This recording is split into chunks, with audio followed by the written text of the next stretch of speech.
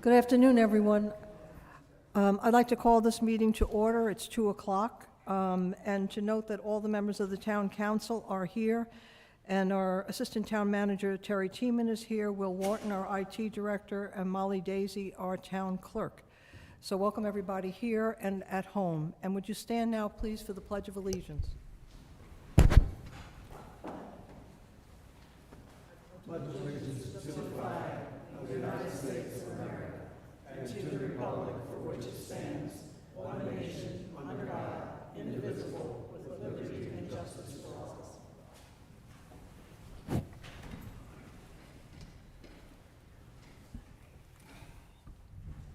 Okay, the first item on the agenda is the approval of the agenda. Do I have a motion? So moved. Second. All those in favor? Aye. Opposed? None. The next item is approval of the minutes of the regular meeting held on June 17th, 2022. Do I have a motion? So moved. Second. Any discussion? Okay, all those in favor? Aye. Opposed? Okay, the ayes have it. Next, we have the approval of the financial report. Mr. Morris. Thank you, Mayor. This report covers the budget through June 30th, 2022. This is the third report for the fiscal year 2023. We are 25% through fiscal year 2023. On the revenue side, revenue is slightly down. At this time last year, the transfer tax revenue was much higher because of the sale of the hotel at 99 Sea Level. We have collected 49.2% of the budgeted revenue compared to 55.9% at this time last year. On the operating expense side, our expenses are slightly up. We've had more spring entertainment, more summer employees, and required maintenance on the water tower and storm maintenance. We've expended 25% of our budget amount compared to 22.3% at this time last year. Recognizing this report is subject to audit, I respectfully move that the council accept and approve an unaudited report. Do I have a second? Second. Any discussion? All those in favor signify by saying aye. Aye. Opposed? The ayes have it.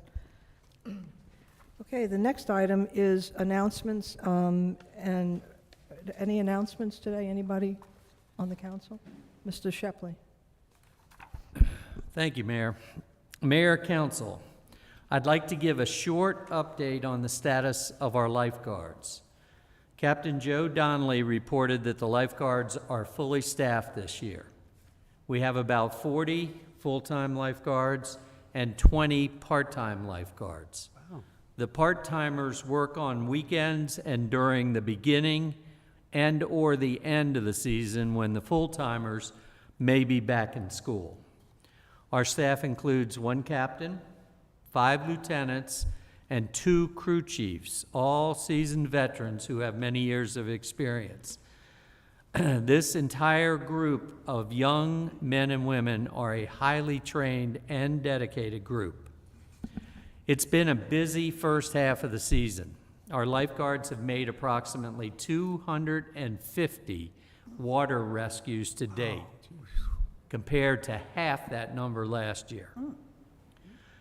This is primarily due to the surf conditions, including often strong rip currents. The guards are on pace to perform over 500 rescues for the whole season, and if the surf conditions continue, as they have been for the first six weeks of the season, they will certainly hit that 500 number. That's pretty astonishing. It's amazing. This past Wednesday, a group of our lifeguards competed in the, this is a mouthful, United States Life-Saving Association Mid-Atlantic Regional Championships, which was held in Rehoboth Beach. More than 300 lifeguards from Delaware, Maryland, Virginia, New Jersey, and New York competed. Our guards did very well in several categories. As a result, Captain Donnelly plans to send a group to the national tournament that will be held in Hermosa Beach, California on August 11th through the 13th. We know that they'll make us proud. Before the national competition, Bethany Beach will host an annual lifeguard competition on Monday, July 25th at 6:30 p.m. on the beach in front of Garfield Parkway. Many of the local municipalities will be there and represented. Mark your calendars, come on out and cheer for our Bethany Beach lifeguards. Thank you. Thank you, Mr. Shepley. I would point out that last year at the Nationals, Bethany Beach was part of the Sussex County team, and they came in second in the nation behind Los Angeles County, so that's pretty impressive. I have a couple of things to announce.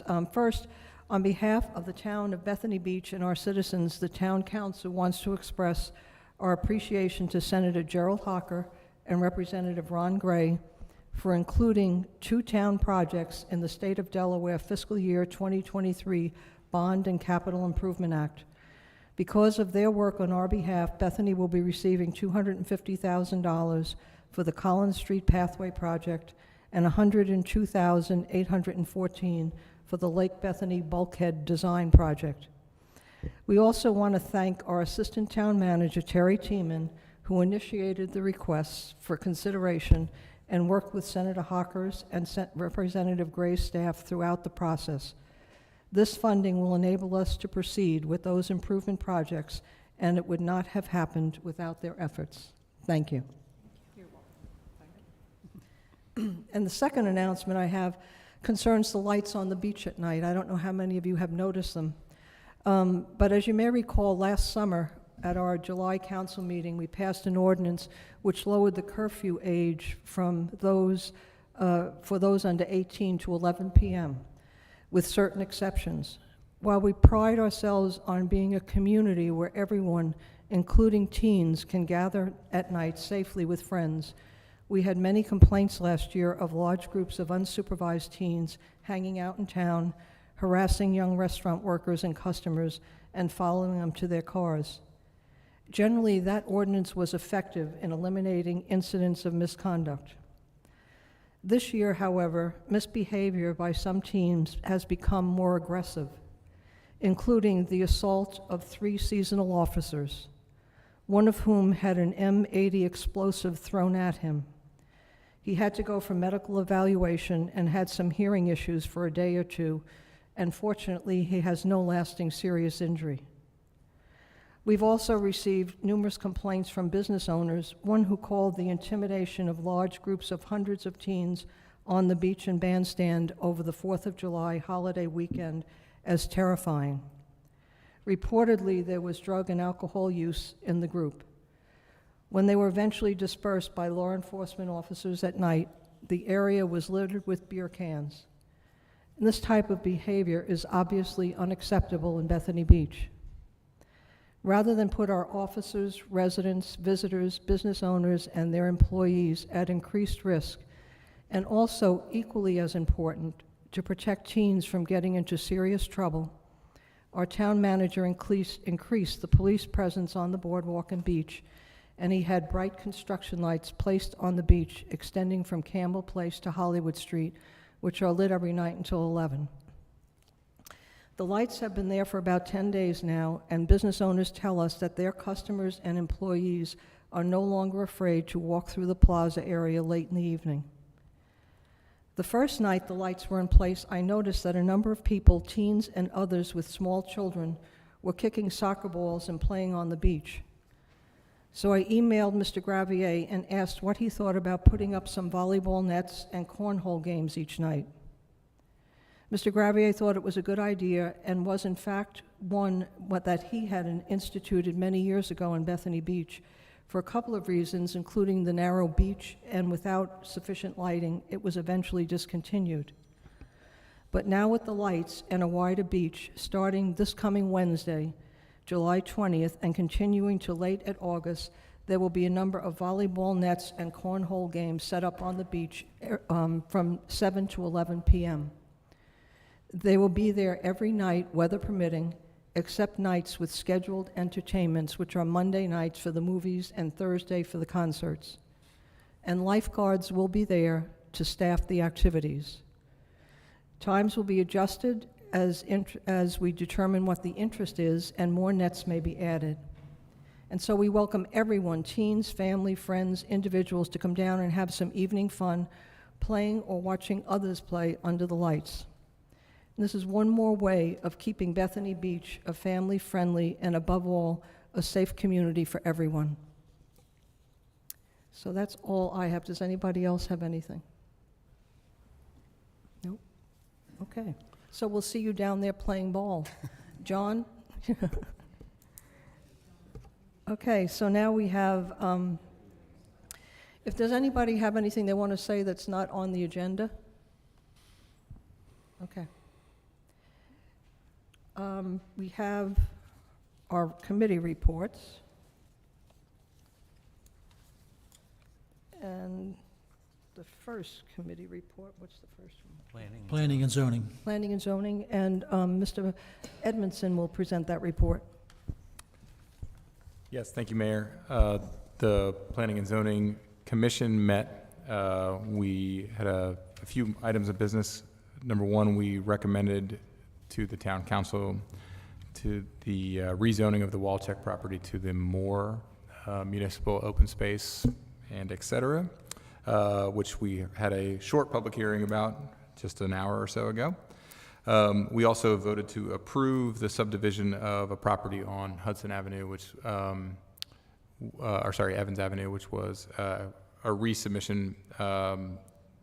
The Planning and Zoning Commission voted to approve the subdivision after the applicant, Evergreen Homes, resubmitted a tree replacement plan that satisfied the building inspector and the commissioners. We also continued our discussion on tree protection and furthering the Green Bethany initiative. Thank you. Thank you. Any questions, comments? Anybody in the audience? Okay. Scott, will that gentleman be able to proceed now? He's passed a date for, for Yeah, filing. there's a moratorium on driving pilings in the town that lasts from June 15th to October 15th.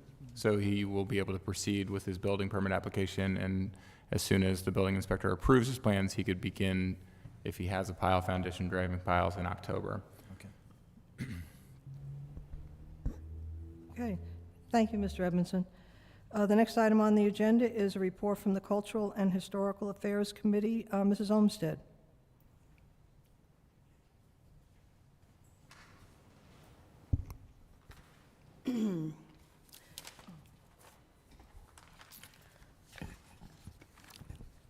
Thank you, Mayor.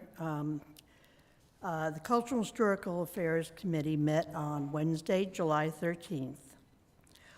At that meeting, we discussed plans for Perrier Day, which will be next week, July 27th. There has not been any planned program for the last 2 years due to COVID concerns. So the French flag will be once again flown that week in honor of our sister city. A special bandstand event will begin at 7 o'clock that day with an address from Mayor Hardiman, hopefully. Thank you for letting me know.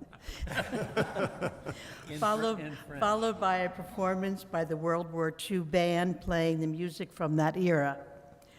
They have performed other times here, and I think some of us have heard them. They are very entertaining. In addition, greetings by way of an email is being sent to Christian Lefavre, who has been here many times as a visitor from Perrier. So we are sending a special greetings to Christian, excuse me, and the people of Perrier to inform them of our plans and of our, wanting to pick up again on Perrier Day in Bethany Beach. Possible cultural evenings for the upcoming fall and/or spring of 2023 were discussed. These evenings also were suspended for the past couple of years. So CHAC hopes this year to present a couple of cultural evenings. 5 Bethany Beach homes have been suggested as addition to the Bethany Beach Heritage Trail. The homeowners are being requested to provide information to confirm that their houses are actually eligible for the historic program. CHAC members will be joining with the Historical Societies of Ocean View, South Bethany, and Fenwick Island in presenting a Smithsonian traveling exhibit titled Crossroad Changes in America,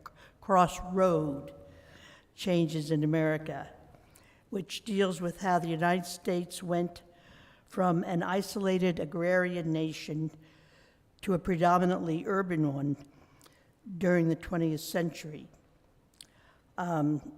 We had a Smithsonian exhibit similar in Ocean View with all of our towns participating about 10 years ago, so we're looking forward to this. The exhibit will be in the old Ocean View Town Hall on weekends during the month of September and October, so we'll be getting out more information about that. The Dinker Urban Museum has been open on Tuesdays, Thursdays, and Saturdays for the past 2.5 months. We have 13 docents, which is very helpful, with 2 in attendance each day the museum is open. The museum has been very enthusiastically enjoyed by all visitors, which we estimate has been over 150 so far. And that's all I have for now. Thank you very much. Anybody have any questions? So it seems the museum is really getting some visitors. That's really good. Yeah. Okay, the next item on the agenda is the 4th of July Parade Committee. Mr. Fry, you did a great job, by the way. Everyone did. People really, I think it was, pent-up energy. Everybody was so happy to be back after 2 years. And the shirts, I keep hearing about the shirts, how great they are. People are back there, yes. Mayor, I'm happy to report that we had a very successful July 4th parade. Many thanks to Julie Maluski, our parade committee, and all the volunteers who helped, and to the town police, public works, parking department, volunteer fire company, and the Christian church. Ray and Chris Allmiller, who are sitting in the back there, and their team managed to sell all 560 of our custom T-shirts. Those proceeds went to supporting the parade expenses. Special thanks to 3 businesses that donated to the parade: the Penguin Diner, CVS Pharmacy, and Banks Liquors. We will publish a full thank you to all in next week's Coastal Point. Thank you very much. Anybody have any questions? Mr. Khan? John. It's on the 4th, John. I think he missed it. John Gaunt, 676 Collins. Mr. Mayor and Council, I think we owe more than just a quick acknowledgement of Bruce Fry and his efforts. Here, here. Thank you. It was a spectacular parade, tarnished only by the tragedy in Illinois with their parade. And I hope that what happened there will not affect our ability to continue to have the kind of all-American parade that we had. I was a marshal at the parade, and I was so high on life afterwards after watching 300 kids ride down the parade route, and then to get home and hear what happened in Illinois. We cannot let that happen here. Thank you. Thank you, Mr. Gahn.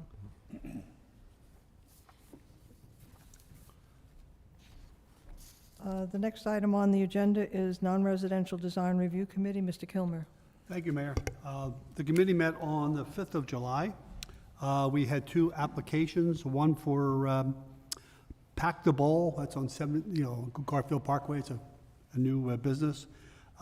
They wanted a number of signs for their business, and they met all the conditions, and there were no requirements to. It was totally approved without any adjustment to what they have submitted. The other one was 7086 Garfield Parkway. That's Bethany Beach. That's Oh, I did Park, yeah. This is Cedar Sands Condo Association. It's at 36 and 37 North Atlantic Avenue, sorry. They're in the R1 and R1A zoning district. The ones close to the beach are in the R1A. They wanted a number of signs, three separate sets of signs. Most of them are focused on allowing people who are renting there or to actually know where to go.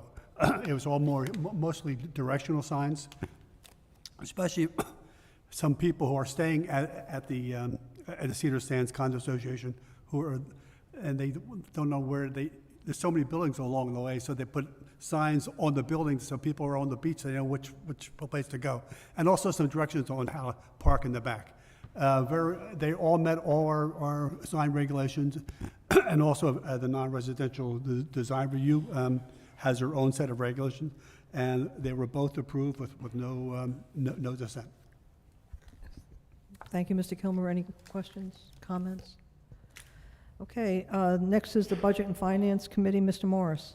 Thank you, Mayor. The Budget and Finance Committee met on July 14th for the final review of fiscal year 2022 and discussed the results of the first quarter of the current fiscal year. Fiscal year 2022 ended in March with a townwide revenue 28% over the budget for three reasons. Transfer tax revenue was extremely high from an active housing market and tax on the hotel sale. Revenue from rental taxes was much more than expected due to an increase in rents charged by property owners. Building permits were more than budgeted, with permits issued to over 28 new homes. We normally only see about 15. The townwide operating costs were actually 4% under budget, which was as we expect. The committee reviewed the results of the first quarter of the current fiscal year. Revenues for the first quarter are actually down 4% from the prior year, again because of the impact of the hotel taxes. Operating expenses are 19% higher than the first quarter of fiscal last year. The cause of this is include we filled many more positions this year after COVID, higher wages needed to keep seasonal employees up to date, and more bandstand performances. Maintenance on the water tower and higher cost, and the cost of fuel, which everybody recognizes, and supplies. That's my report for this year. Any questions? Okay, thank you. The next item on the agenda is a report from the Assistant Town Manager. Yes, thank you, Mayor. Good afternoon, everyone. I just wanted to reiterate some of what's already been said about 4th of July and say that everything, despite some of the setbacks we had with our seasonal officers having injury, we thought everything went very well. And I just an observation from a newcomer, this is my first 4th of July here, it's hard to imagine that we bring literally tens of thousands of people into 1 square mile for 2 major events, and on that busy holiday weekend, and we do it without a hitch. But in Bethany Beach, you do it without a hitch. I have to say the credit for that goes to the staff that you have. Their communication, their cooperation, and their planning. Some of our staff put in 12 to 20-hour days over that weekend. So special thanks and recognition to the Public Works Department, the Police Department, and the lifeguards, which are led by Brett Warner, Chief Mike Redmond, and Captain Joe Donnelly, respectively.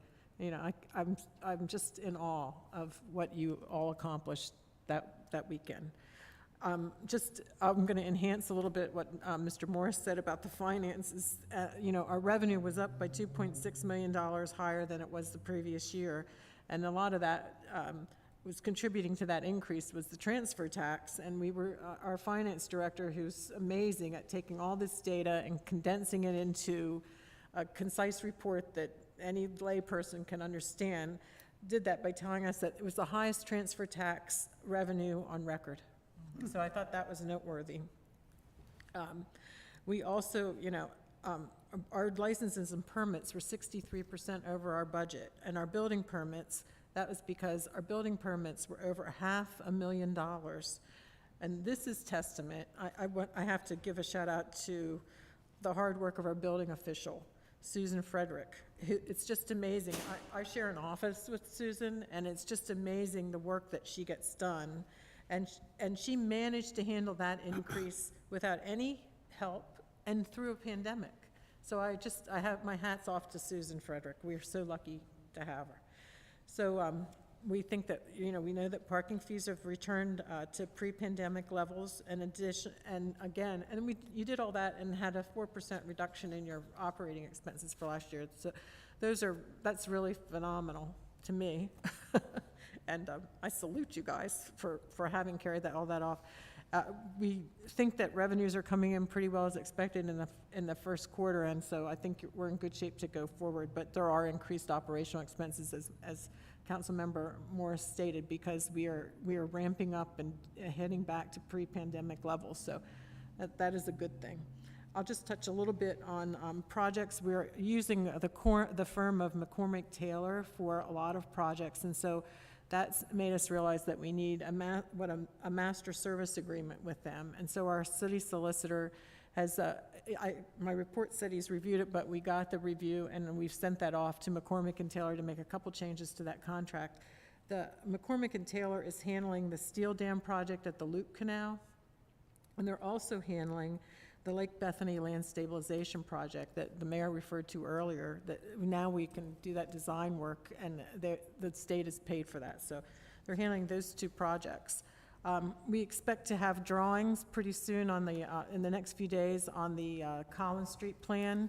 And once that is received, we will schedule a workshop so that we can review it, and then we'll schedule a special meeting with notice to all the affected parties to review the plans.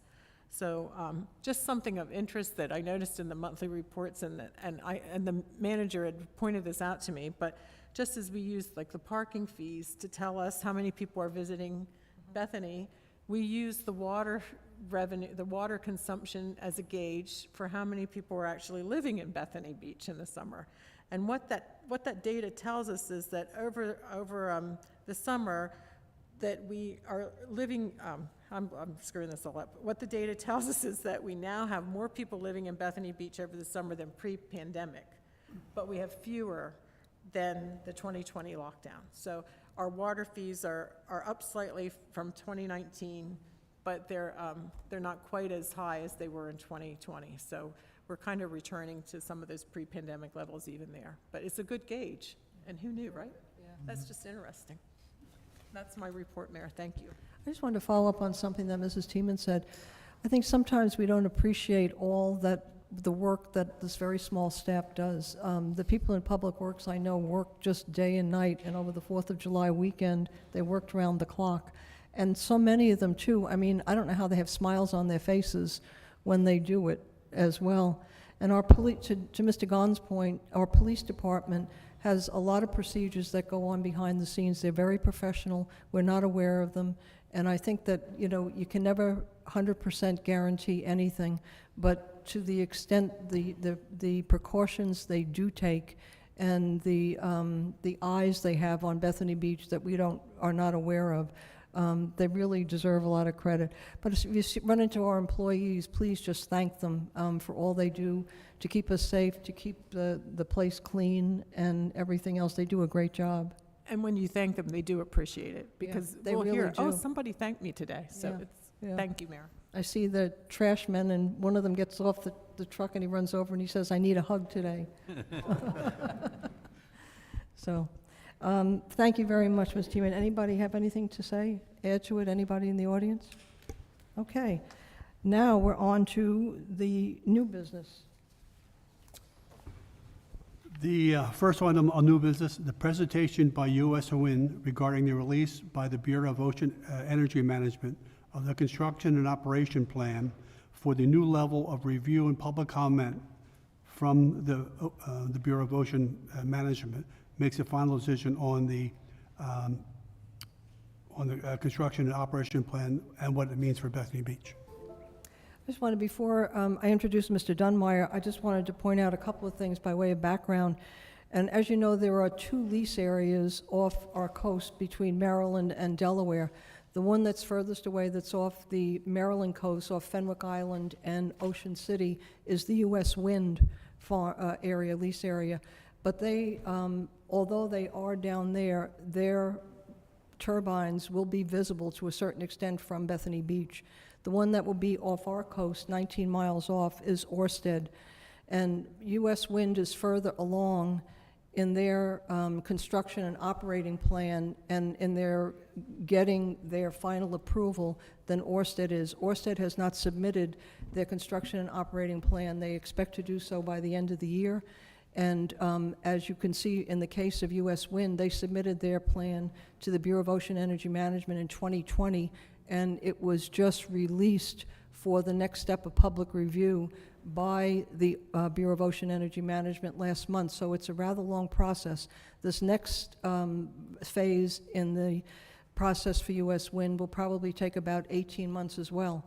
But I invited Mr. Dunmeyer here today because I felt that it would be good for us, Bethany Beach people, to understand what the U.S. wind turbines will look like from our coast, and also to get a better understanding of the process that will be followed and what we can expect from Ørsted when they're ready to present.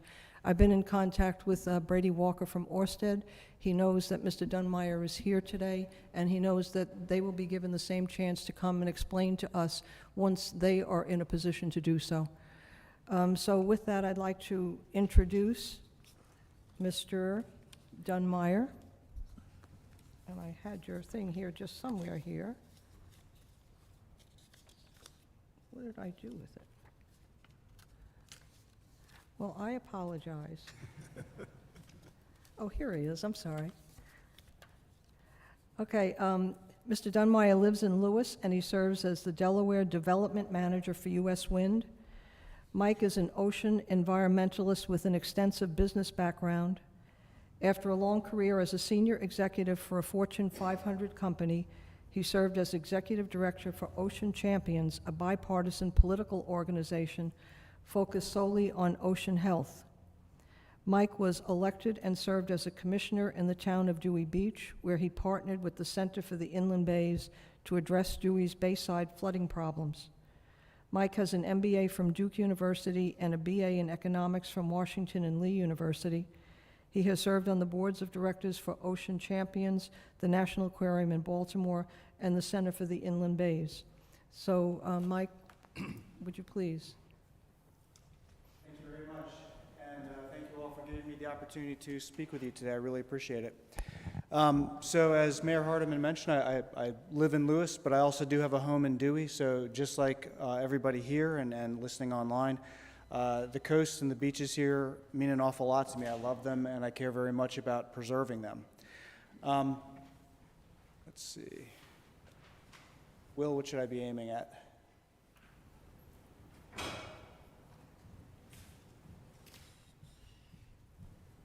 There we go. Your magic walk cured it. Intimidated the clicker into working. So as Mayor Hardiman mentioned, there are 2 developers and 2 lease areas in the area. Ours, if you look at this photo, we're the southern area. We come as far as the Fenwick Island latitudes and then trend southeasterly along the Maryland coast. Ørsted, which is their project is referred to as Skipjack. You've probably seen that in the paper. They're just north. They essentially run from Rehoboth down through Bethany, and you can see that they tail away as they head south. Our lease area is about 80,000 acres. It's roughly 12 to 27 statute miles from the Maryland coast. And having a lease area, having the rights to a lease area is a good thing, but no one builds these projects on spec. So to proceed, you need to wait until someone tells you that they would like to buy the energy that you would generate if you would go through the trouble of doing so. And that happened for us first in 2017 when the Maryland Public Service Commission, through a competitive bidding process, awarded us the ability to develop 270 megawatts of offshore wind energy. And then again at the end of last year where we won an award for 808 megawatts. An offshore renewable energy credit, or an OREC, is what you're bidding for. And what that essentially does is it sets the future price of energy that Maryland will be buying. So it's really, many things are considered, but lowest priced kind of winds, and that's part of how this energy is starting to come down significantly in price. As I mentioned, let's see if we can do this again. Not the wrong way. Okay. So we have the ability to develop about 1,100 megawatts of clean offshore wind energy. That's enough to power 340,000 area homes, and we can do this with 76 turbines and 3 offshore substations, and if nothing else changes, the layout that you see there on the screen is what we would use. In that layout, the closest turbine to Fenwick Island is about 15 miles away. Closest to Bethany is 17. Dewey is 24. Rehoboth is 26.2, an actual official marathon. And if you would like to see what this looks like, actually, I will show you at the end of this presentation a 24-hour time-lapse video that's also available on our website and our YouTube channel that shows you what this layout would look like from 84th Street in Ocean City, which is also 15 miles from its closest turbine and roughly in the middle of the lease area. You'll also notice on this schematic, there's a large open area in the front of our lease area where there are no dots representing turbines. That's our excess capacity. And we have about 700 megawatts worth of excess capacity, about 35 more turbine positions or so. We don't have any awards enabling us to build in that area now. But if another opportunity came up to compete for awards, say if Delaware started a procurement process or another state nearby, we would compete for that. So there is the possibility that that would be filled up. This is a Maryland incented project through the Maryland PSC. Maryland ratepayers will be paying for the energy. Why does Delaware matter? Well, they matter for a lot of reasons, but one of those is that we are hoping to make landfall and connect to the grid here in Sussex County. The reason for this is that as you head south from Wilmington, the grid gets older and weaker as you continue down the peninsula. And as you cross that Maryland-Delaware state line, there are no substations within the area that are greater than 138 kilovolts of voltage capacity, and that's not enough capacity for us to be able to connect the amount of energy we'll be bringing on shore. As it turns out, Sussex County has 3 230 kilovolt substations, one that is a Delmarva Power and Light substation adjacent to the Indian River Power Plant, one at Cool Spring, and one in Milford. We did look at, do the analysis to see if it would be feasible to connect in Maryland. We did what's called an injection analysis and found that there's just significant congestion and a number of what are called grid violations, or the age of the components or configurations would just cause it to fail for various reasons. So we and some government and academic organizations that have looked at this found that connecting in Sussex County, and in fact connecting at the Indian River substation, would be the optimal point. And I will give some more detail about this in a moment.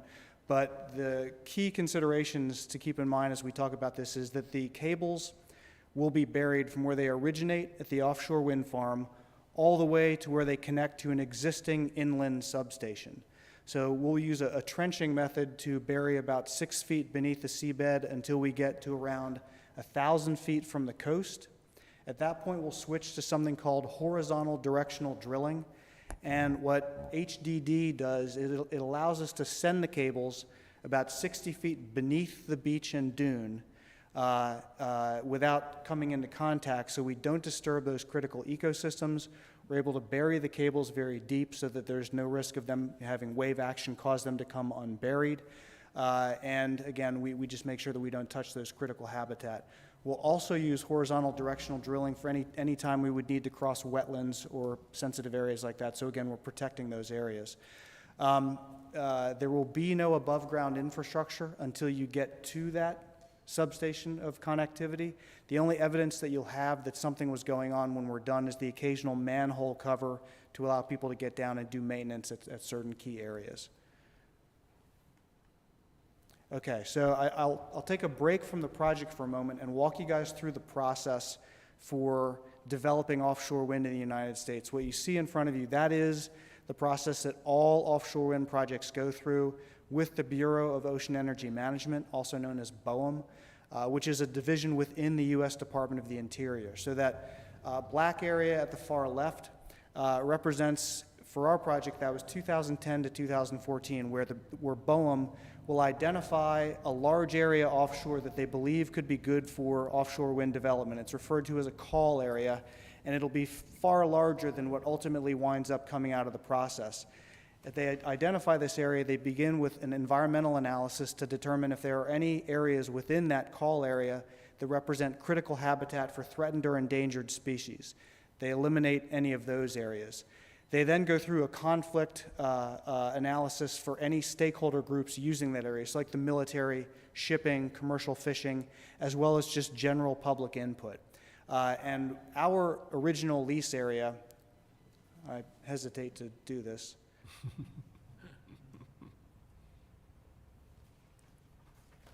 Our original lease area, if you look at that schematic down there, was more than twice the size of what it wound up. When it was a call area, it extended much further to the east. And as BOEM went through this process, they found that in the far eastern area, there was a very valuable commercial scallop fishery. So they eliminated that area. And then you can kind of see it as you look between Ørsted's and our lease areas. You can envision a channel, and that is actually an international shipping channel. You guys probably see the cargo ships heading in and out of the Delaware Bay that go through that area. So obviously you don't want to have wind turbines in what's essentially a major thoroughfare, so that area was eliminated. What remained is what you see there. That was referred to as a final sale notice area. It's put out for competitive bid. U.S. Wind won the rights to it, and at that point, it became a lease area. And once it's established as a lease area, it's fixed. It's not going to move. BOEM has not moved these in the past. They won't move them in the future. I think there's some misinformation going around about that, but I think it stems from confusion about how the entire process takes shape and how a large call area is winnowed down into what eventually becomes a lease area.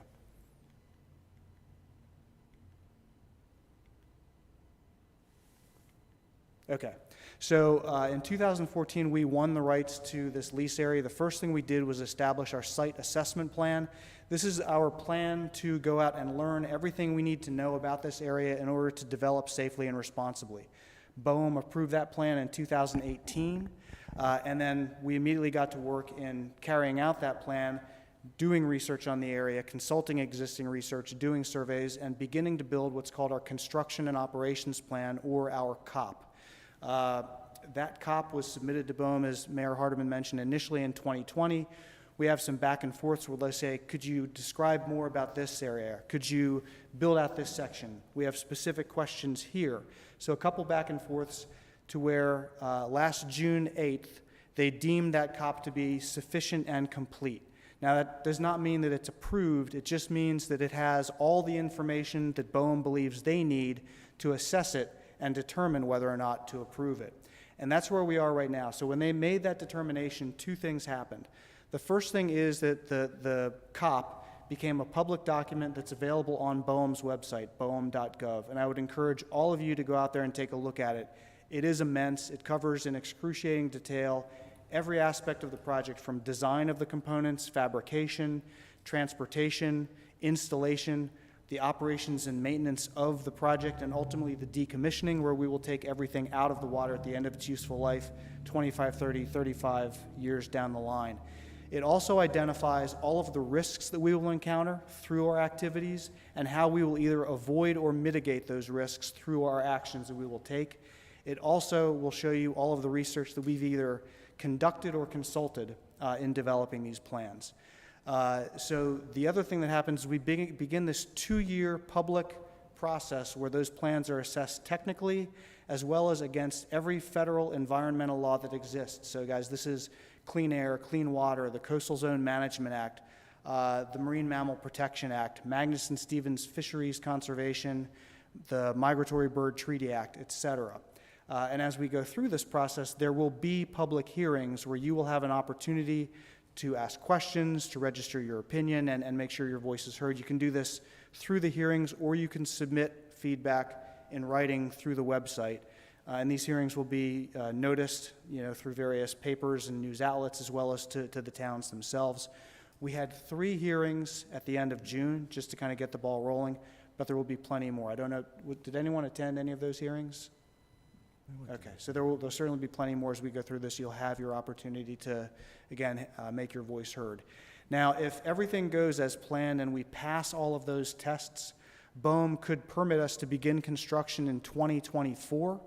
If that were the case, then we expect the first 300 megawatts of energy to be online in 2025, the remainder in 2026. Okay. Here's where it gets a little bit complicated. So what I'd like to do with this slide is 2 things. One, describe for you guys just the concept of a project design envelope and what that means, and talk in more detail about the proposed plans for landfall and connection to the grid here in Sussex County. So a project design envelope. BOEM understands that the process for developing offshore wind is a long one. There's a lot of analysis, and technology can evolve over that time. In addition, we will continue to research, and ideas that may have seemed like the best ones at one point in time may shift as more information is learned. So they allow us to put out in some areas a range of options. And they will go and they will evaluate all of these options.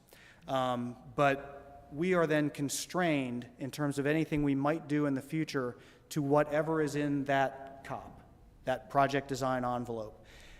So as you look at the COP, a couple things to understand. The first thing is that we are seeking to permit the entire lease area. If you recall, we only have 1,100 megawatts permitted, so that's 76 turbines, 3 offshore substations, a fairly large undeveloped area. The closest turbine to Bethany Beach would be 17 miles away. The COP will show all the data around what it would be if we built out the entire area. So that would be then 121 turbines, 4 offshore substations. The closest turbine to Fenwick Island would be 11 miles, and the closest turbine to Bethany would be just over 12. The other concept that's important to note here is that we've used in the COP as our design basis a turbine from GE, the Haliade X 14.7 megawatt turbine that we expect to be commercially available in 2024 when we would be able to begin construction. So that turbine is 817 feet from the mean water line. We've also allowed for the possibility of a hypothetical turbine that is only being discussed right now that is 18 megawatts and would be as big as 938 feet above the mean water line. So our range, if 2 years in the future there's a 1,200-foot turbine that's available, we couldn't use it. The biggest we could ever put out there is 938. What we expect to be commercially available is 817, but again, the upside is potential. We would have 4 offshore substations, and in this description, we have identified 2 proposed landing spots. One at 3 R's Beach, which you guys know is just south of Indian River Inlet. That would be our preferred. The alternative proposed is at Tower Road, just south of Dewey and Indian Beach. The preferred point of interconnection is the substation adjacent to the Indian River Power Plant, and the preferred cable corridor to reach it from 3 R's would be to go through the Indian River Bay. Now again, we would be tunneling and sending the cables underneath of the bay bottom. And the view is that this would be the least disruptive route of all the possibilities considered from an ecosystem perspective, as well as from just a human system perspective. If we did go through Indian River Bay, we would again use horizontal directional drilling. We would use that process to go from 1,000 feet offshore into the 3 R's parking lot, where there would be a cable vault set up, 4 actually, because this is potentially 4 cables. And then we would use horizontal directional drilling to go from there about 40 feet under the Indian River Bay wetlands that are along the east coast of Indian River Bay. We would then use a trenching methodology to get about 6 to 10 feet underneath the bay bottom. And then when we approach the west coast of Indian River Bay, we would again use horizontal directional drilling to go underneath of the wetlands that are on that side of the bay as well. Any of this work is seasonally restricted. It could only take place outside of May 15th to September 15th, and probably a bit of a buffer beyond that. The construction itself would likely take 2 off-seasons, and again, if we were permitted to do so, would be 2024 and 2025. The other alternative routes that are there, you can see from 3Rs, there are a few potential routes that would use rights-of-way along roadways. There's also, from the Tower Road landing point, one potential route through rights-of-way in the roadways that would go to the Indian River substation, one that would go to Cool Spring, and one that would go to Milford. But again, the preferred route here would be landfall at 3Rs, cable corridor under the Indian River Bay, connecting at the Indian River substation.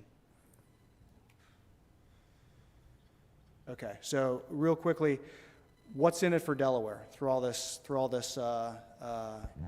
additional work that's happening here? Well, first, by connecting to the grid in Sussex County, the energy that we generate will be available for use not just for Maryland, but also here in Delaware. And to make that happen, U.S. Wind is going to invest hundreds of millions of dollars to strengthen the local grid. So at the end of the day, Sussex County will get the benefit of that energy. They'll get a significantly enhanced infrastructure, and they'll get all of the jobs that come with that important work. We're also going to use Delaware companies in our construction supply chain, and we are in discussions with some local entrepreneurs that are looking to develop some ventures that I think could be really good for the local economy, but that could thrive because offshore wind is nearby, that also represent, again, job training opportunities. In terms of local investment, U.S. Wind will be here for another 35, 40 years or more, and we do believe that if you're going to be a member of a community, you need to do things to help. So we have and will continue to look to support organizations that are doing important work in the community. And then this last issue, this is really why I took the opportunity with U.S. Wind. I have a home in Lewis. I have a home in Dewey. I've seen how coastal flooding affects our communities here. It's an issue that's been getting worse decade over decade. And it's not just from those storms we have, like at the beginning of the summer season. It also now happens driven by tidal surges as well, nuisance flooding, sunny day flooding. And a lot of what is happening there is largely driven by sea level rise. That's an issue that's already affecting us today and can continue to get worse. If you look at the models that project this sort of information, they project 4-hour area, 12 to 18 inches of additional sea level rise by 2055. That'll create a lot of problems to manage in our area in and of itself, but if it gets to 24 inches, which is what it might do in the second half of the century if steps aren't taken, we would lose 8% of our land.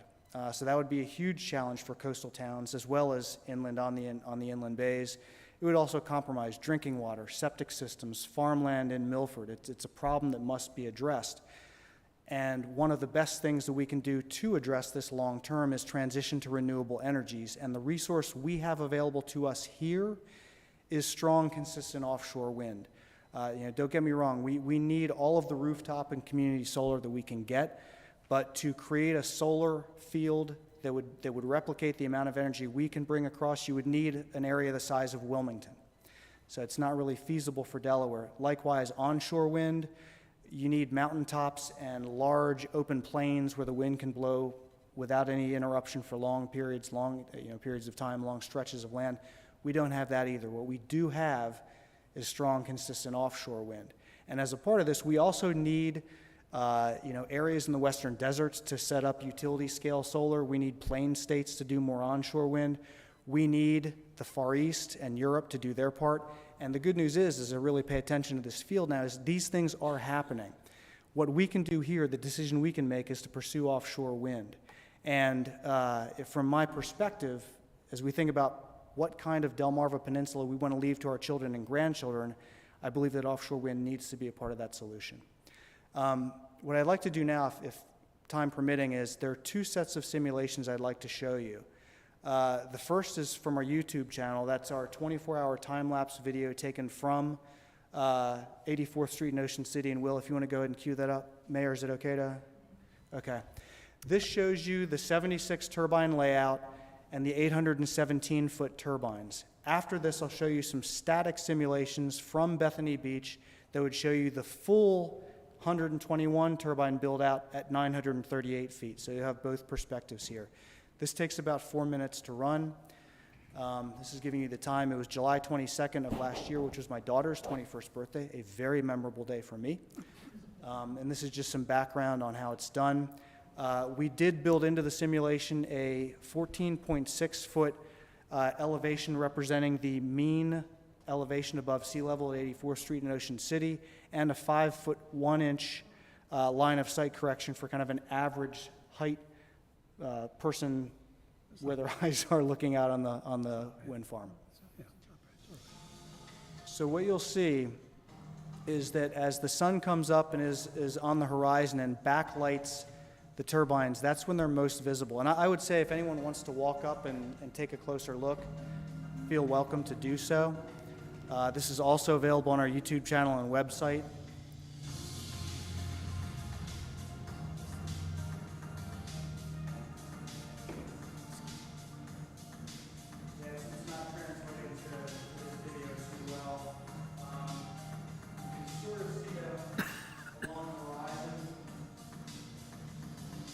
But unfortunately, this is not giving the clarity that you would typically see on your computer. So this is not an accurate representation of what the view shed would be. Again, I'll send our YouTube channel link to the mayor and have her ask if she could distribute it so that you guys will be able to go and look at that yourselves and see it more clearly on your own computers. We can put it on the website, Okay. the link. Mike, did you say the most visible time of the day for the turbines is the early morning? Just after Correct. dawn? So when you see this on your screens, what you'll notice is that when it's backlit, when the sun is behind the turbines, that's when they're most prominent. Okay. They're still very tiny on the horizon, but you can see them. As the sun starts to come overhead and get from that 11 o'clock to 3 o'clock range, on a typical summer day with a lot of moisture in the air, they become very difficult to see. On a clearer day with low humidity, they'll still be more obvious, but in this video from July 22nd of last year, you'll see they practically disappear. Then as the sun starts to set and front lights them, they again become more visible. And I think it's, people will perceive it based upon how they view these things. I think that they're very small, and from my perspective, it doesn't bother me. Different people will see it different ways with certainty. The other point to make here, as it fades to darkness, I guess we're a little ways away from that, U.S. Wind is committed to using what's called aircraft detection lighting system technology. These are lights that only illuminate when a low-flying airplane is detected near the wind farm. And looking at the history of recorded flights through this area, it looks like that would mean that the lights would be on for several hours a year, i.e. very infrequently. The technology exists. The FAA has not approved it yet. If they do, that is certainly what we will be using. If they don't approve it, then we would use their standing lighting system, standard lighting system, which would be visible whenever it was on, which would be at night. We are very hopeful, though, that the FAA will have the ADLS technology approved by 2025 when we start putting those turbine towers on top of the monopile foundations. And I think we have a blurb here where you've got the lights. Again, with the clarity, it's probably not going to show up. Yeah, it's not going to. Yes, sir.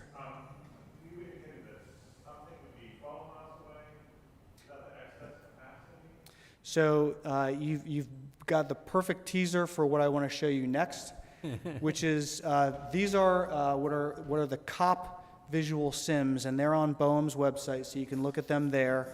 They represent the full build-out of the wind farm, so 121 turbines at 938 feet, so the biggest possible turbine.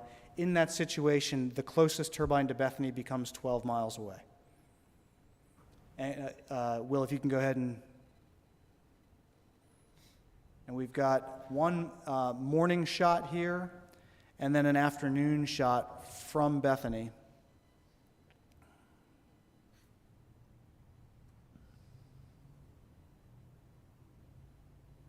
And let me see.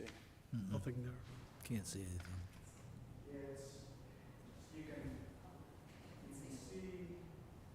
Yeah. Bethany, your view shed here from Bethany, they'll be in this right-hand corner. But again, unfortunately, on this screen, it's not showing it as clear as it needs to be. So I would again encourage everyone to go out and take a look on the BOEM website. There are visual simulations there from Bethany, from Ocean City, and from Assateague. They have them from morning, afternoon, and then they have nighttime shots showing you what the lights would look like if they were illuminated.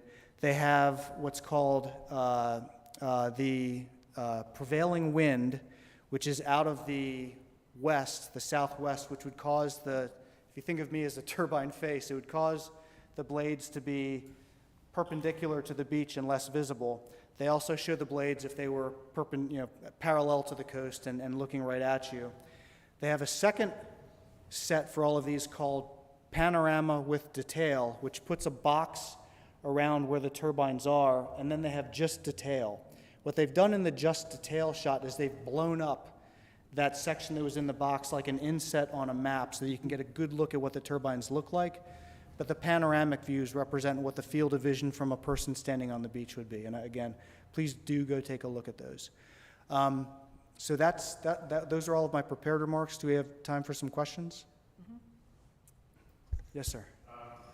What is the effect on birds?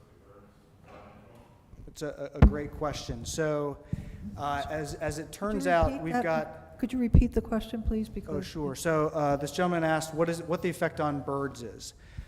So migratory birds, the passerines that go up and down the coast, when they pass through Maryland and Delaware, they fly inside of 10 miles from the coast.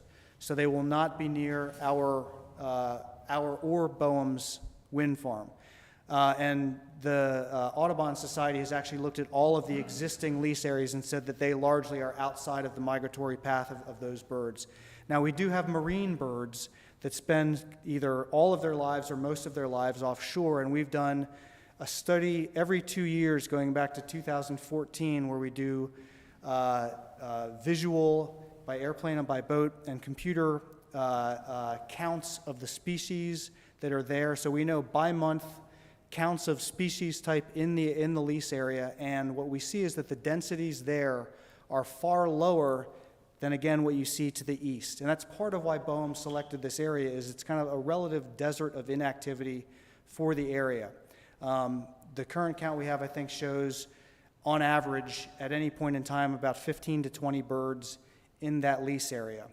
The other thing that we've seen is that the flight behavior of those birds, marine birds in general, tends to be low to the ocean. So for the most part, they tend to fly beneath where the path of the rotor and the blades would be.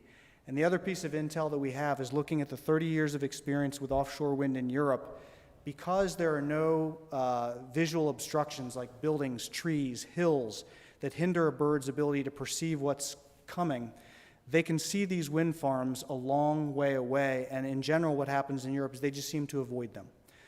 So there is some risk. There certainly, we would be introducing more risk than exists today, but we think based upon where the birds migrate, where the birds situate, and flight behaviors, that we think it'll be quite negligible at the end of the day. Can I just note that as an architect, I've probably killed more birds than these with windows. They tend to hit a lot of glass. Yes, ma'am. Are both the wind farms going to come offshore at the same place, the one north? So I don't know what Ørsted's plans are. As Mayor Hardeman mentioned, they're a bit behind us in their schedule, probably about a year and a half behind where we are. At the end of the day, BOEM is going to have to permit our project. DENREC will have to permit our making landfall and whatever plans we would make if we were to go through the bay. DelDOT would have to approve it if we were going to use the right-of-way and the roadways. So not to get ahead of ourselves, all that would have to happen, but there are physical limits to how many cables can make landfall in one area.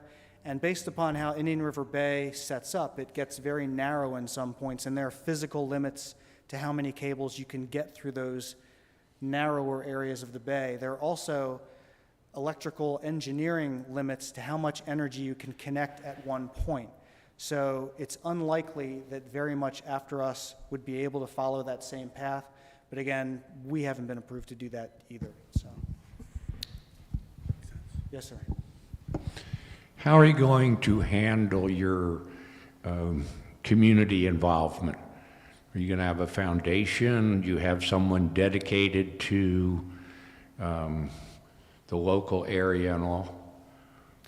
You say you're going to be here for 30 years. Are you going to seek out opportunities to sponsor local events, or are you looking to have local communities have to come to you? I'm thinking particularly about like our 4th of July parade. It's a great question. So right now, I am US Wind's one Delaware employee. Once the wind farm is operating, we'll have operations and maintenance facilities out of Ocean City. If Delaware develops their own procurement program, there may be some coming out of the Delaware Bay, but that would be out of Ocean City. More employees will be here to pay attention to things as we gear up. But right now, it's been me. I'm outreach, and I'll put my contact information up, and I have cards with me. If anyone would like me to come just speak one-on-one to your neighborhood, to a group of friends, I'm happy to do so. And I am looking for opportunities. So far, we have made a contribution to the Center for the Inland Bays to help with to finish off really their capital contribution for their education facility at the James Farm Nature Preserve. We've made a contribution to the the Delaware Prosperity Partnership, which is a jobs and company incubator for the state. We've made similar contributions to environmental organizations in Maryland, and certainly would look to do more of that. So if there are ideas, absolutely contact me. And things like town 4th of July parades, we probably should be doing, and that is my mistake. Just a follow-up. Do you have any experience as to the ways and the level of community involvement in Europe where you have operations already? We've got a lot of depth in the company from both U.S. power developers and because this industry is so much deeper in Europe, obviously from Europe as well. I've never asked them specifically about that. So this is just me thinking out loud. My perception is that the level of engagement and culturally how people approach things like this in Europe is very different to how it happens here. Just, I think, based upon personality types, generally how we've culturally evolved. I think we in the United States tend to be a lot more involved in these sorts of things. So I don't know that we've got a whole lot from there, but I'm certainly learning every day and doing my best to do that engagement. And at the end of the day, I think the biggest challenge that I have is that there's a lot of misinformation that's out there. And so my role, as I see it, is really to just get factual information in your hands that you can make your best decision from. And again, please do call on me if I can help in any way. Mike, I got a couple. You made a comment that the structure could possibly handle 938-foot tall turbines, but you're only going to do 817 right now. Is that the plan? Not quite. The plan has a project design envelope that allows for an 817-foot turbine that we expect to be commercially available to be used up to a 938-foot turbine. And the Maryland Public Service Commission award requires us to use the best available technology. Now, that doesn't mean the biggest. You know, best considers a lot of things. Okay. But based upon how we've written the plan, we would be able to choose between 817 feet and 938 feet. Okay. You also... The other thing I'd say is that whatever we did propose, BOEM has to approve, Okay. and You they also- take into account. You mentioned that the landfall at 3Rs would have structures of some sort at 3Rs. Is it just going to be, are there going to be buildings there, or is it just going to basically be a connection point and it's going to go under the ground? Do you have any idea what that's going to be? I apologize for the confusion. There will be no structure there. There'll be no structures? Okay, Everything, good. yeah, so the entire connection process will not have any above-ground infrastructure until we get out to an existing substation that we're going to connect to. So no coastal infrastructure whatsoever, just a couple Okay, manhole good. covers when we're done. All right. I have no idea what the lifespan of these structures is. What happens when their life is over? Are you responsible for taking them out? Yep.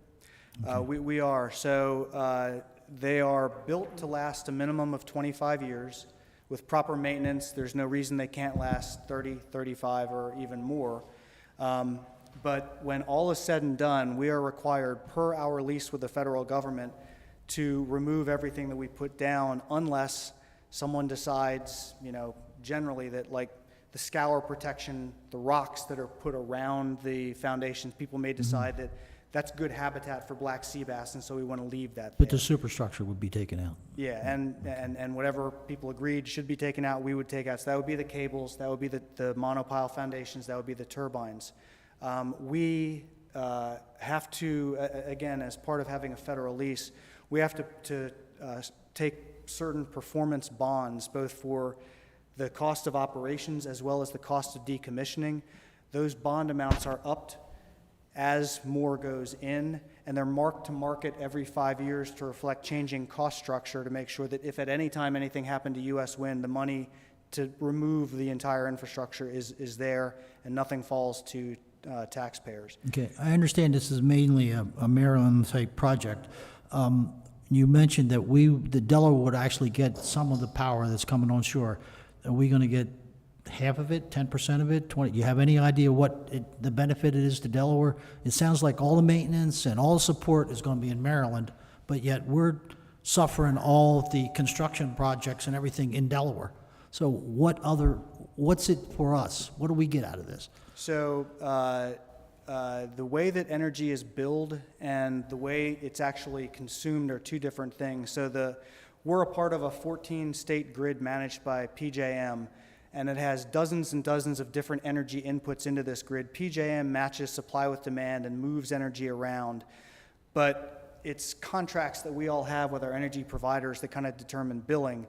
The actual electrons themselves tend to be consumed close to where they connect, just how physics works. So the reality is that while Delawareans won't be paying for the energy, we'll be using clean energy as we power our homes because it's what is going to be close by. Right now, we get most of our energy from a corridor that roughly parallels Route 1, and most of that is imported from Pennsylvania.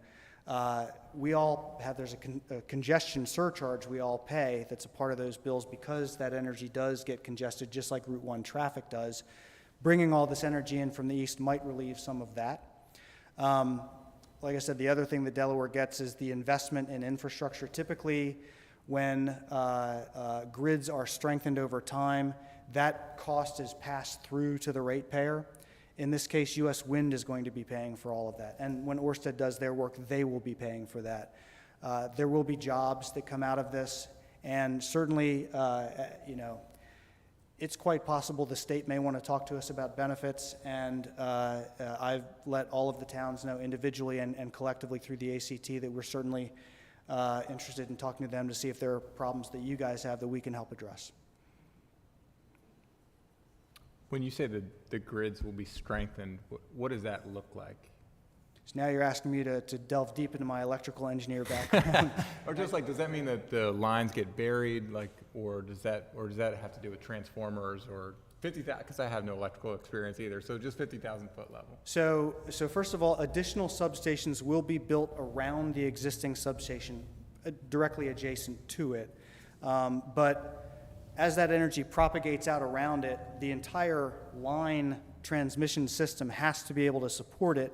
So all of those lines, so you may have, and again, not an electrical engineer, I just talk to lots of them all the time, but we may have 138 kilovolt lines running in some places that need to be upgraded to 230 kilovolts. I don't know if any of that could then also include the concept of burying those lines, but at the very least, it's strengthening that infrastructure.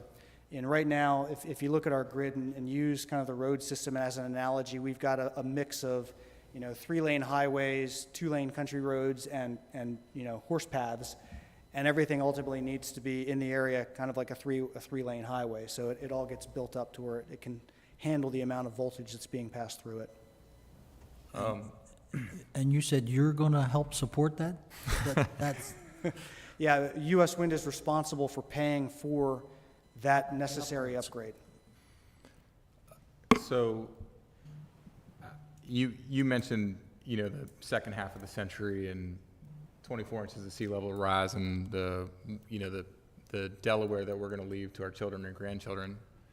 As a 40-year-old, I'm actually worried about the Delaware we're going to leave for me. So I appreciate that. I just wanted to say that I think, that there are a number of questions, and as you mentioned, there's going to be plenty of time for public feedback. But, in my personal opinion, climate change is the most pressing issue of our time. The time for oh, is this going to be kind of ugly on the seashore is past. I think personally we need real change, real solutions now, actually 20 years ago. And so I just want to say I commend the work that you guys are doing, and I appreciate the effort that it requires to get to where we are, especially in the U.S. As you mentioned, Europe's been doing this for 30 years. But for us in the United States to decarbonize our power grid is probably the most important thing that we can be doing right now. So thank you. Thank you.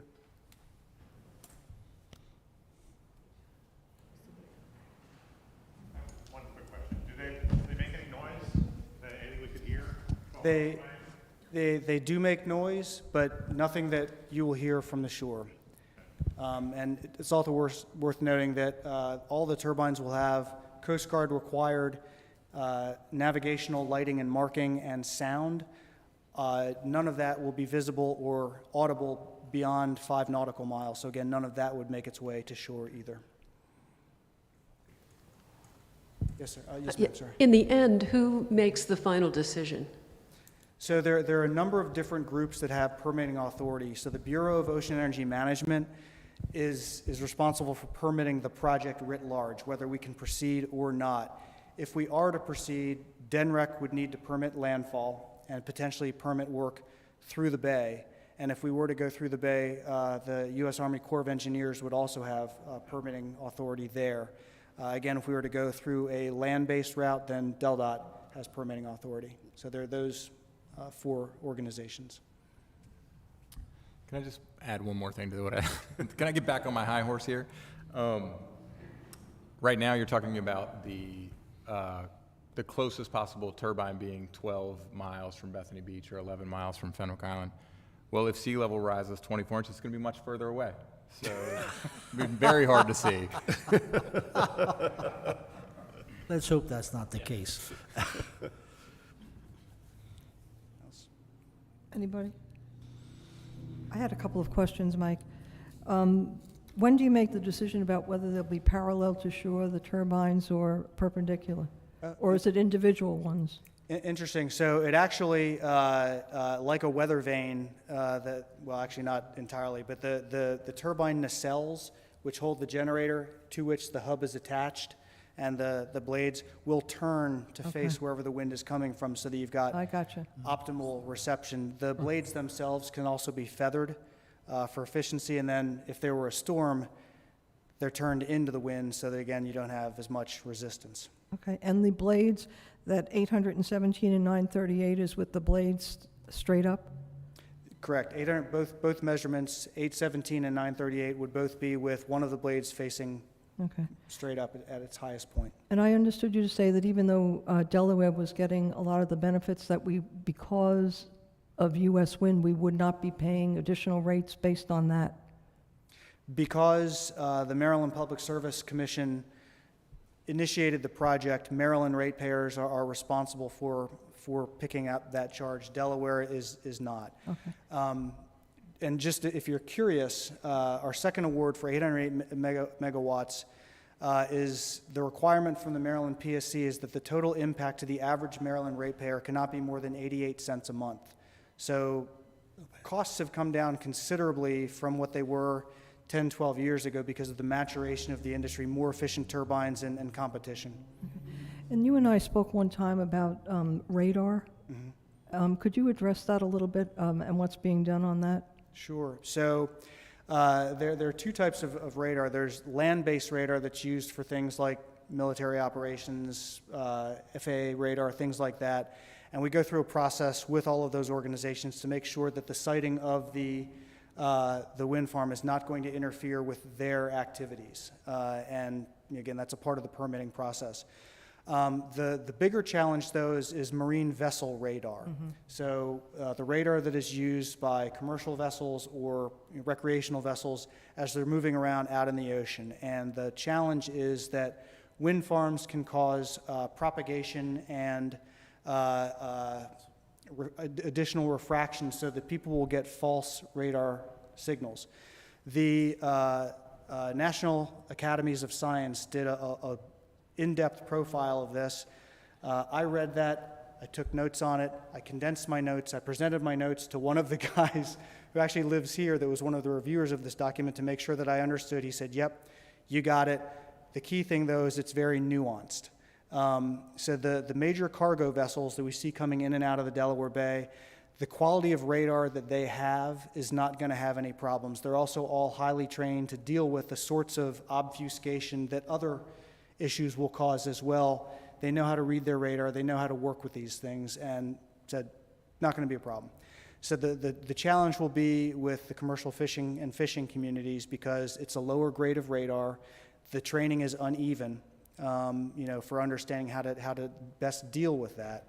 And it's something that the offshore wind industry is actually paying attention to. Next week, I will join a conference, an industry conference, to review this paper and look at things that could be done to address that. At the end of the day, it becomes an issue. The turbines, by the way, are about a mile apart.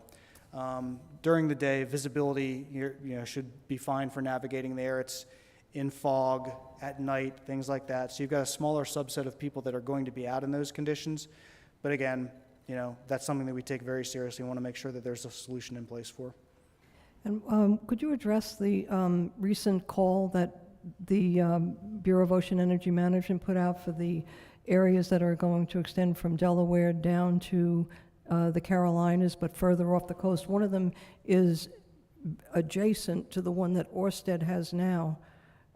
So we wouldn't see that as much as we see the ones here, but they have this is just how this is accelerating.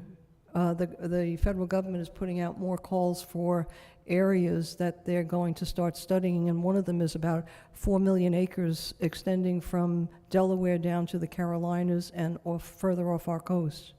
That's correct. So there are right now about 20 approved, 20 lease areas with projects awarded in development, in some state of development between Massachusetts and North Carolina. Mayor Hardeman is referring to the Bureau of Ocean Energy Management continuing to develop offshore wind, so they've started the process of identifying potential new areas to develop. These are all east of the existing areas, so further out at sea from where our and Ørsted's lease areas are, and they're beginning that call area process. So a very large set of areas, not all contiguous, but some very large blocks further east have been identified, and they're now going through the environmental analysis again to see if there are areas that should not be developed for critical species reasons or critical habitat, and they're going through that stakeholder analysis. They've already removed a good chunk of the areas that were initially identified, and they'll continue to for another year or so. But it's referred to as the Central Atlantic Planning Area, and so again, if you go to BOEM's website, boem.gov, look for that, then you'll be able to tap into any hearings and any process they may have concerning the areas near Delaware, because they'll have to engage with the public around those areas here as well. I think given where they are lining up, it's unlikely that you would be able to see them beyond Ørsted's project and our project, but until everything is fully defined and we knew what technology was going to go out there, I couldn't say definitively. And if people are interested in participating in the hearings or providing comments on the ones that are coming up, how do they find out about them? Do they have to go to the Bowen website and look for yours specifically? So we will, when, BOEM runs the hearing, so whenever they have a hearing, they will publish it in all the local newspapers. I think they did some radio. I will also push the information out to all the coastal towns so that you guys have it and can, put it on your website and alert That your, would be good.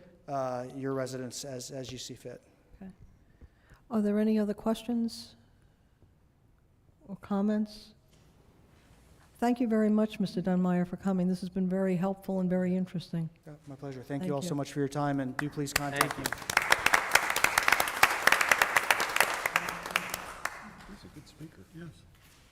The next item on the agenda, discussion, consideration, and possible vote on appointment of an inspector to the election board. Mayor. Thank you, Mr. Kilmer. We have one opening on the election board for the election that's coming up, and I would like to nominate Diane Fogash for that position. I move that we add Mrs. Fogash to the election board. Second. Any discussion?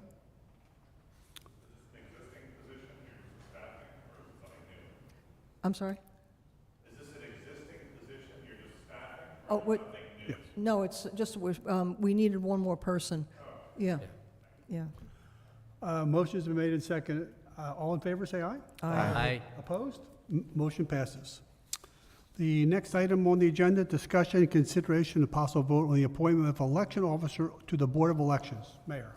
And here we also needed another person, and I would recommend Kathy Blackburn to be added to the election officers for the upcoming election, so that the election officers then would the full complement would be Suzanne Evans, Andrea Goetzky, Jan Kinsella, John Gong, Denise Folliard, and if you approve, Kathy Blackburn. I have a motion made. Do I have a second? Second. Any further discussion? All in favor, say aye. Aye. Opposed? And the Motion passes. Thank you. The three people then on the election board, we needed three, with Mrs. Fogash would be Chris Amula and Charlie McMullen. So those are the three. Okay, the next item on the agenda is discussion, consideration, and possible vote on a resolution to approve the final assessment list as presented on July 15th, 2022. Mr. Morris. Thank you, Mayor. The property assessment list for 2023 has been listed on the town website, and there was a town meeting earlier today for homeowners to request changes to their property assessment. Since there were no requests made, I make a motion that we accept by resolution the annual tax assessment list for 2023 as presented July 15th, 2022. Is there a second? Second. Any discussion? Okay, all those in favor signify by saying aye. Aye. Opposed? Okay, the ayes have it. Next item on the agenda is discussion, consideration, and possible vote on a contract submitted by Hertritz Fleet Services for the purchase of a 2023 Chevrolet Tahoe PPV in the amount of $37,802. Mrs. Teeman. Yes, the Chevrolet Tahoe is budgeted for the fiscal year '23 budget year, and $30,000 of it will be covered under the Sussex County Revenue Sharing Grant, and the other $7,802 will be covered in the budget. It is an additional vehicle to supplement our current staff as we're adding police officers. The new vehicle will be given to a sergeant, and his vehicle will be passed down to one of the new police officers that we hire. So this is a police vehicle. There's a police vehicle. Do we have a motion? So moved. A second? Any second? Second. Any discussion? Anyone from the audience, any questions? Okay. Hearing none, we have a motion on the floor in the second. All those in favor signify by saying aye. Aye. Opposed? Okay, the ayes have it. Next item is discussion, consideration, and possible vote on a contract submitted by Mid-Atlantic Waste Systems for the purchase of a trash truck in the amount of $248,930. Mrs. Teeman. Yes, again, this is a budgeted purchase in the fiscal year '23 budget. the reason that we're asking for this now is that it takes a 12 to 18 months lead time to produce the vehicle. It will replace an existing trash vehicle, and it's to purchase a new rear-load garbage truck to replace the 2013 Freightliner chassis and a Leach 25 cubic yard high compaction body. The unit will be fully equipped, including dual cart tippers. This unit should be ready for delivery in approximately 90 to 120 days. Do I have a motion? So moved. Second? Second. Okay, any discussion, questions? Anyone in the audience? Okay, hearing none. Oh, there's one. Oh, could you come over there, Molly? And just say your name and your address, please, Molly? Molly Feliciano, 18 Kent Avenue. Does that trash truck have the ability to put the tops back on the trash cans rather than leave them in the middle of the street? I live on Kent Avenue. I have to replace a lot of trash, or tops on my trash cans because they don't get put back. I'm not sure that And has get run over anything by to- all the traffic. I'm not sure that has anything to do with the trash truck, but I will check on it. Okay, just want to comment. Thank you. Thank you. That's a different PO. That's a good question. Anyone else? Okay, we have a motion on the floor in the second. All those in favor signify by saying aye. Aye. Any opposed? Okay, the ayes have it. Thank you very much. And thank you all for coming and anybody listening in. And since that's the last item on the agenda, do we have a motion to adjourn? So moved. Second. Okay, all those in favor? Aye. Any opposed? Okay, thank you all.